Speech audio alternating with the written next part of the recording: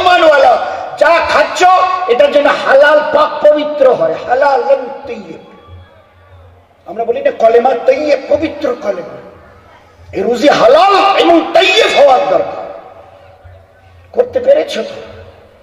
আরে 2 রাকাত নামাজ যদি আজকের মুসলমান আপনি আমি আমাদের মা বোনেরা করি ঠিক করে নি না, আল্লাহর জাতের উপরে একিনের আমি কসমকে বলতে পারি, আল্লাহ দুনিয়ার চরিত্রটাকে পাল্টে দেখিয়ে দেবে।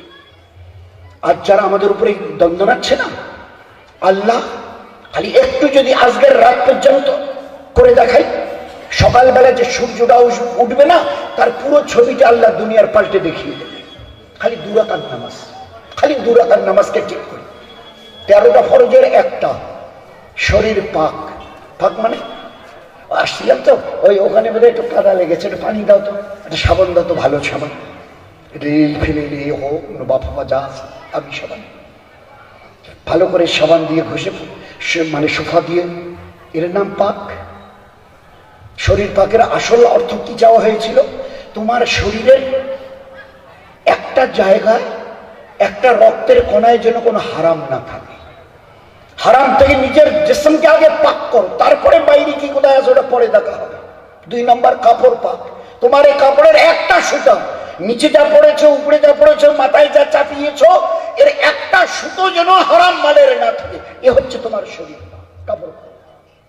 খালি একটু করে দেখাই, 2 রাকাত সালামের ফেরার পরে হাত উঠিয়ে যদি খালি বলি, হে আল্লাহ আমার ঘোড়া এই দরিয়ার বুকের উপর দিয়ে যাবে, আমার এই ঘোড়া দরিয়ার বুকের উপর দিয়ে যাবে, কোন আমার ঘোড়ার পায়ে এক বিন্দু যেন পানি না লাগে, আল্লাহ করে দেখিয়ে দিয়েছে।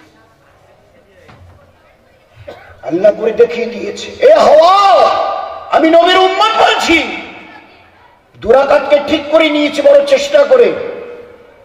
হাওয়াকে আমার গোলাম করে দাও। আমি একটা খবর, আমি আল্লাহ যদি মুখ খুলে বলে, এই মুজরিম, এই গুনেগার, এই নামাজ ছোড়নেওয়ালা, এই আমার আহকামকে তোড়নেওয়ালা, আজকের এখান থেকে নেককারদের থেকে পৃথক হও, তোমাকে কে সামলাবে? ইমামুল আম্বিয়ার জবান থেকে যদি একবার বেরোয়, কাছে যেতে চাইছি, নবীজি আমাকে দেখুক, আমার জন্য আল্লাহর কাছে একটু অন্তত পক্ষে সুপারিশ করুক, শাফায়েত করুক, কারণ তার শাফায়েত ব্যতিরেকে তো জান্নাত যাওয়া যাবে না।